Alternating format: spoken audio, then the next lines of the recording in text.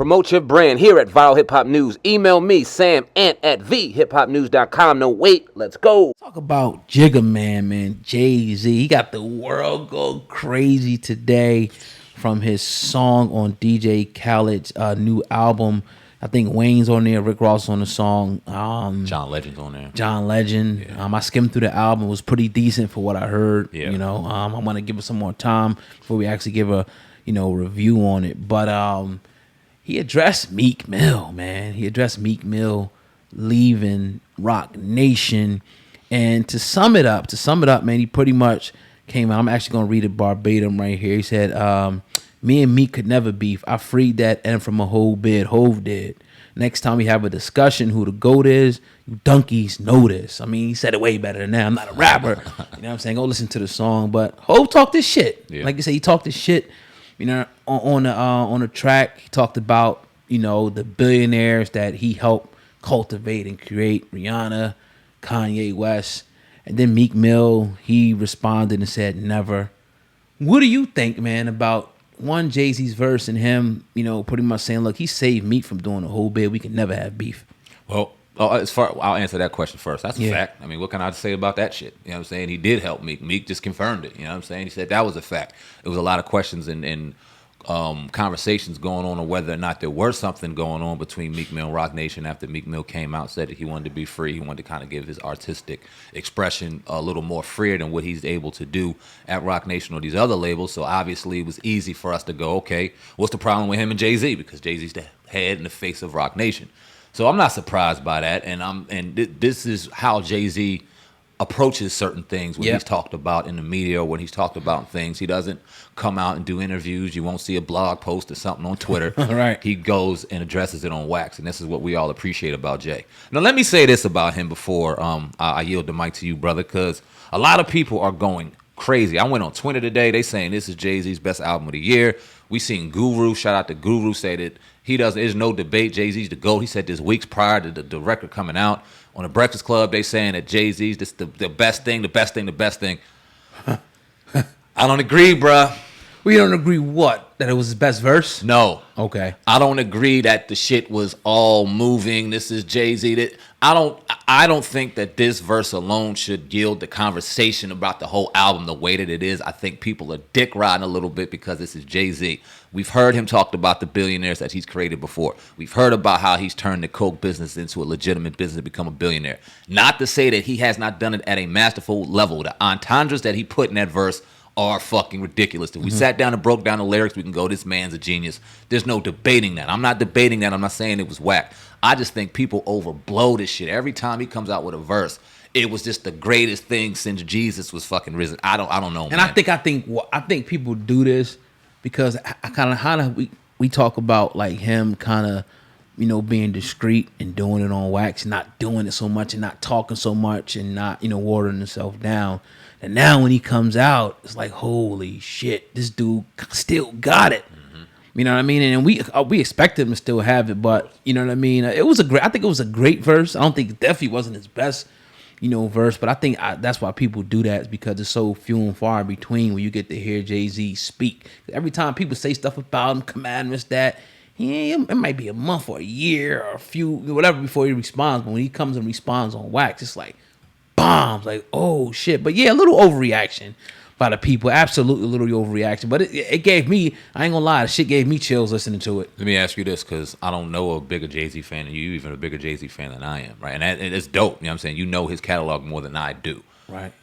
Are you in need, based off of this verse, for an album? Does this verse that you heard make you go, damn, I want to hear it. I need an album now? The right kind of album. Talk about that. The right kind. I don't know if it's going to come. You know what I mean? But yeah, the right type of album, which I'm not even sure if he's even capable of doing anymore. Wow. I'm not sure if he's capable of giving us the right type of album anymore. I'm really not. I don't think, there's enough. I'm not saying he's not creative enough, but just enough, what's the words I'm trying to look for? Enough pain, enough, turmoil, enough controversy for him to deliver an album, a song, a couple verses here or there. But him himself, I don't know, man. I don't know. I would love to see it, but Is it going to top anything you did before? Is it going to be Blueprint like? Is it going to be Watch the Throne like? Is it going to be, Kingdom, whatever album, Blueprint 2, Blueprint 3, what type of album, what type of music are you going to put out there for the people? I don't want it to be watered down, right, just to put it out. I want it to be classic material. Like if he said, all right, I'm putting another Blueprint together. It's time for Blueprint 4. All right, shit. Let's go. Right. But do you think that he's capable of doing a Blueprint 4 and it topping being one of his top projects? Oh, man. I just don't think so. And I love Jay-Z. In order for Jay-Z to come out with one of those albums, because this is why I appreciated even 444, right? Because people had a lot of conversation about that. But the difference between 444 and a lot of his other albums was we got to kind of see his rise to a billionaire status and his vulnerability in getting there, the cheating on his wife, the shit that was going on with his mom being a lesbian. We got to learn Jay-Z on a different level, which is why we appreciated that genius. If we were to hear another Jay-Z album, I think he has to address the situations with Dame Dash. He has to address the situation surrounding his son and behaving and all the shit that we've heard on the internet. Because this is where he addresses this stuff. Like you said, he doesn't get on an interview or talk like we don't get to hear Jay-Z express some of the things that are talked about him so much until he gets on wax. So if he were to get back on wax and give us an album, it can't be 10, 11 cuts of him talking about who he made billionaires or Tata and them raising up. We've heard all that shit. Right. I want to hear about you addressing anything that we've heard on here, anything that you may have heard that you do have pain about. That has to be on there, man. It has to be a level of vulnerability that Jay-Z brings to that album for me to truly appreciate it, because he's been doing this shit for 3 decades. I mean, goddamn, we got to hear something different. Is he the GOAT? To me? Yeah. Me personally? Yeah, man. Definitely. That's not a debate. I think you got to give it to him at this point. Not a debate. Yeah. And it hasn't been a debate for me for a long time. At least 10 years. I just know people like to ride the wave of Jay-Z. One day he's like the second coming of Jesus. The next thing he's the third coming of the devil. Like, it's just, people have such a strong opinion about him, but I think he probably lies right in between. But as far as his rap shit is concerned, Biggie, Tupac, rest in peace to all of them, all the other people that y'all put number one, ain't nobody doing it at the level of Jay-Z at this status of his life and his career for this long, man. It's Jay-Z. You couldn't even tie Jay-Z's shoes at this point, man. Like, stop it. Yep. Nah, and the reason I'm saying that because they passed away. Unfortunately, so we can't even really compare. You can say what you want about what would have. Forget all that.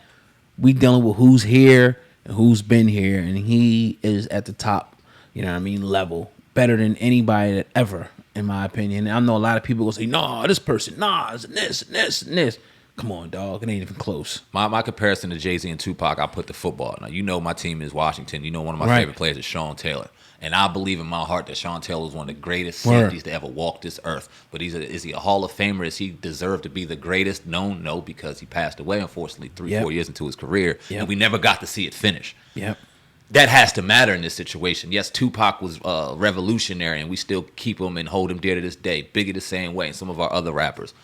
But the longevity, even people debate, LL is better than Jay-Z and Nas is better than Jay-Z. And you may be right. Their bodies of work may be a little more favorable to you than Jay-Z's. But do they have the longevity? When the last time LL dropped an album and the shit was crazy? Right. When the last time Nas drops body of works, but when's the last time we've had a conversation about Nas the way we are about a 3-minute Jay-Z verse?